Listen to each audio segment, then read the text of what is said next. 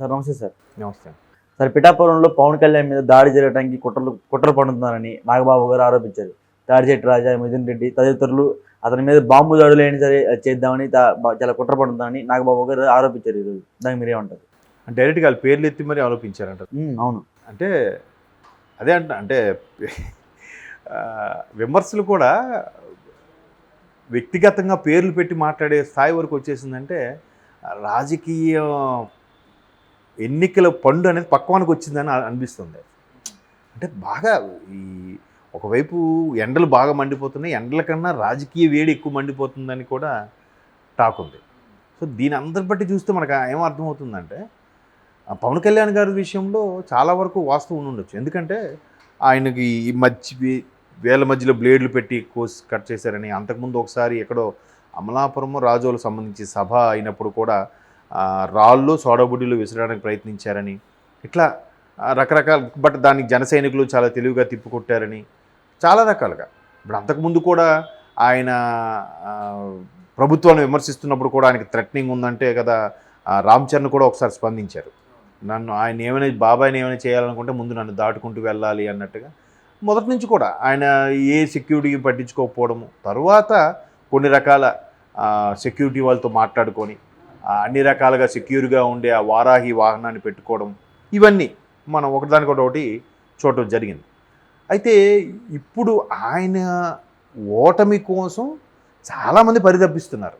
ఎంత పరితపిస్తున్నారంటే చాలా ఎలాగైనా ఓడించాలి. అంతకుముందు పవన్ కళ్యాణ్ గారు కూడా ఇదే మాట చెప్పారు కదా, నన్ను ఓడించడం కోసం నా మీద ఎటువంటివైనా బురద చల్లడానికైనా సిద్ధంగా ఉన్నారు, అలాగే నన్ను ఓడించేలాగా ఇంటికి ₹1,00,000 ఇవ్వడానికైనా సిద్ధంగా ఉన్నారు. ఇంట్లో ఒక 5-6 ఓటర్లు ఉన్నారనుకోండి, ఇగో 1,00,000 తీసుకోండి, ఎవరు ఓటు వేయకూడదు మీరు అంటే ఎలా అయిపోయిందంటే మీరు మాకు వేయకుండా పర్లేదు కానీ పవన్ కళ్యాణ్ గారికి వేయకూడదు, అట్లాంటి నినాదంలోకి వచ్చేసారు.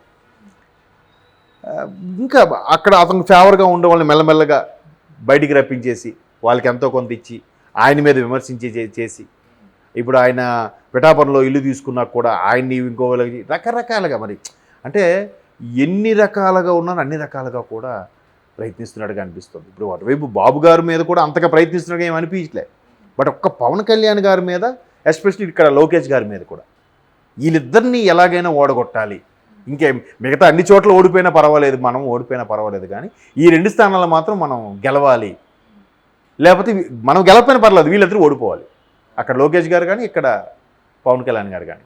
అది మాత్రం బాగా ఆ పర్టికులర్ శ్రేణుల్లో నేను చాలా దగ్గరలో విన్నాను కూడా.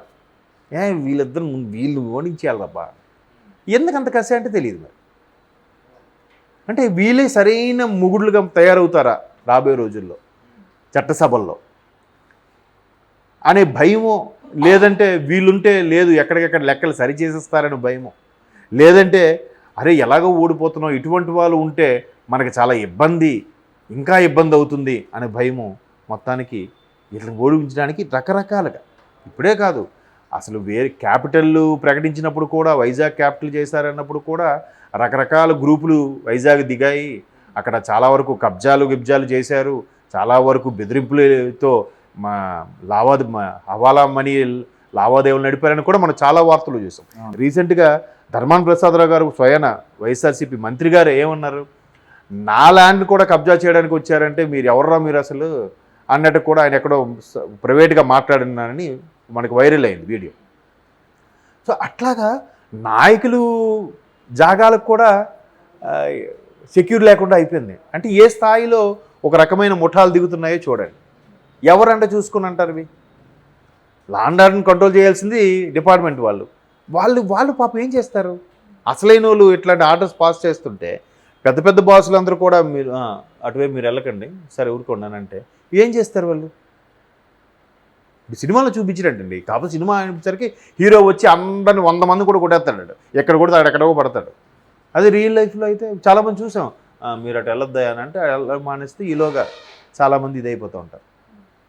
కాకపోతే పరపతి, రాజకీయము, డబ్బు ఇవన్నీ ప్రయోగించి వాళ్ళు ఎంతకైనా చేయాలని చూస్తున్నారు. చాలామందికి కొంతమంది బిజినెస్ మ్యాన్లు, కొంతమంది బాగా పేరు మోసిన బ్యాక్గ్రౌండ్ ఉన్న వ్యక్తులు కూడా రాజకీయాల్లోకి రావడానికి ఏంటంటే మా మాట చెల్లుబాటు అవుతుంది, మాకు ఏది కావాలంటే అది ఉంటుంది, పేరుకు పేరు, సొసైటీలో గౌరవం, దానికి తోడు డబ్బు యాడైతే ఇంకా బాగుంటుంది కదా అనే ఉద్దేశంలో చాలామంది రాజకీయాల్లోకి వస్తున్నారు. అయితే యువత రావట్లేదు. యువత ఎక్కువ వస్తే కొంతవరకైనా న్యాయం అవుతుందని ఒక చిన్న, ఎందుకంటే స్టార్టింగ్లో ఉడుకు రక్తం ఉంటుంది కదా, తర్వాత 4 దెబ్బలు తగిలిన తర్వాత వాడు సెటరైడ్ అయిపోతాడు. కానీ అటువంటి యువత రావట్లేదు. వస్తే కొంతవరకు కొన్ని చేంజెస్ అనేవి అవుతాయని ఒక హోపు. బట్ ఇవాళ రేపు రాజకీయాల్లో 50 ఏళ్ళు ఉన్నవాడు కూడా యువనేతగానే ఇప్పుడు రాహుల్ గాంధీని యువనేత అంటాం, జగన్మోహన్ రెడ్డి గారిని కూడా యువనేత అనే మాట్లాడు, యువ నాయకుడు అని అన్నాం. జగన్మోహన్ రెడ్డి గారు కూడా 50 ఏళ్ళు, పవన్ కళ్యాణ్ గారు కూడా 52 ఎంతో. అంటే బేబీ రాజకీయాలకు కొంచెం లేటుగా వస్తారు కాబట్టి, 30 దాటాకే చాలామంది వస్తున్నారు కాబట్టి, 30 దాటాకే 40 ఏళ్ళు 50 ఏళ్ళకి వచ్చేసరికి వాళ్ళు యువనేతగా పరిగణించబడుతున్నారేమో అని నా అభిప్రాయం. సో అందుకు పవన్ కళ్యాణ్ గారిని కూడా ఇప్పుడు ఒక జబర్దస్త్ ఆర్టిస్టు బయట కూడా చూశారు. అసలు మా టీం అంతా షూటింగ్లు మానుకుని ఇక్కడికి వచ్చి చేస్తున్నామండి, ఎక్కడికి వెళ్ళినా కూడా ఎలాగైనా పవన్ కళ్యాణ్ని ఓడించాలనే, పవన్ కళ్యాణ్ మీద బురద జల్లాలనే, పవన్ కళ్యాణ్ గారిని అటాక్ చేయాలనే చూస్తున్నారు తాపత్రయం తప్ప ఎందుకు అని కూడా లేదు. బట్ ఎక్కువ మంది పర్సంటేజ్ మాత్రం పవన్ కళ్యాణ్కి ఫేవర్గా ఉన్నారు, బాగా నమ్ముతున్నారు. ఇట్లా ఎక్కువగా ఇట్లా దాడులు చేయడానికి ఉసుగొలిపేవారు, దాడులు చేయడానికి సిద్ధపడే వాళ్ళని చూసినప్పుడు కూడా ఎంతమంది ఆయన కోసం దాడులు చేయడానికి, ఆయన ఓడించడానికి చూస్తున్నాడంటే ఆయనలో ఏదో ఉంది, ఆయన ఖచ్చితంగా కాపాడుకోవాలి, ఖచ్చితంగా గెలిపించుకోవాలి అనే తపన జన సైనికుల్లో కానీ కూటమి శ్రేణుల్లో కానీ స్టార్ట్ అయింది. సార్, రేపు పిఠాపురంకి నాగబాబు కొడుకు ఎవరైతున్న వరుణ్ తేజ్ పవన్ కళ్యాణ్ గారికి ప్రచారం కోసం వస్తున్నారంట, అది ఎట్లా ఉండబోతుందంటారు? వరుణ్ తేజ్ కూడా డైరెక్ట్గా చెప్పారు కదా, ఆయన బాబాయ్ పిలక్కర్లేదు, మా బాధ్యత అది, మా కుటుంబ సభ్యుడిగా నా బాధ్యత, ఖచ్చితంగా అవసరం అనుకుంటూ వెళ్ళి చేస్తానని. చేయొచ్చు, చాలామంది చేస్తారు స్వచ్ఛందంగా. ఇప్పుడు నేను జబర్దస్త్ ఆర్టిస్టులు కానీ కొంతమందిని సినిమా ఆర్టిస్టులు పేర్లు అనవసరం, వాళ్ళు స్వచ్ఛందంగా పవన్ కోసం మేము వస్తామని అంటున్నప్పుడు కుటుంబ సభ్యులు రాకపోతే ఇంకేమైనా ఉందా?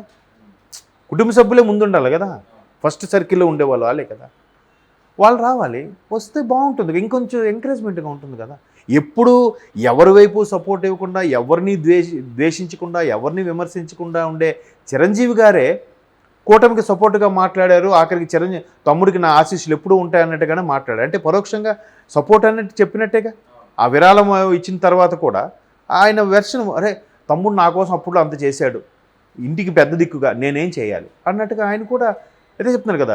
రాజకీయాలకు దూరం అంటూనే నా జీవితం ఉంది, ఇకపై నా జీవితం అంతా సినిమాలకే అంకితం చెప్తూనే మళ్ళీ అలా వచ్చారంటే ఎలా ఉంటుంది? ఇండస్ట్రీ అంతా మ్యాక్సిమం పవన్ కళ్యాణ్ గారు వెంటనే నిలబడినట్టే కదా మరి. సో అటువంటి అంత ఆదరణ, అంత క్రేజ్ వచ్చేస్తుంది కాబట్టి వీడికి ఏం క్రేజ్, ఈయన ఏం చేయాలి, ఎలా తప్పించాలని పరితపిస్తున్నారేమో. అందుకే ఇన్ని బలగాల్ని, ఇంత టీముల్ని, ఇన్ని ముఠాలని దింపుతున్నారేమో. ఎంత ఇదైతే అంత ఇమేజ్ పెరుగుతుంది ఆయనకి. చూద్దాం. ఇక దీన్ని డిపార్ట్మెంట్ వాళ్ళకి కూడా ఆల్రెడీ ఇన్ఫర్మేషన్ ఉంటుంది కదా, ఎలా తిప్పికొడతారో, ఇంటెలిజెన్స్ వాళ్ళు ఎలా తిప్పికొడతారో చూడాలి. మరి ఎంతవరకు సేవ్ చేయగలుగుతారో, ఎంతవరకు ఆపగలుగుతారో, ఎలక్షన్ కమిషన్కి దీన్ని వాళ్ళ దృష్టికి ఎలా తీసుకెళ్తారో కూడా చూడాలి మరి.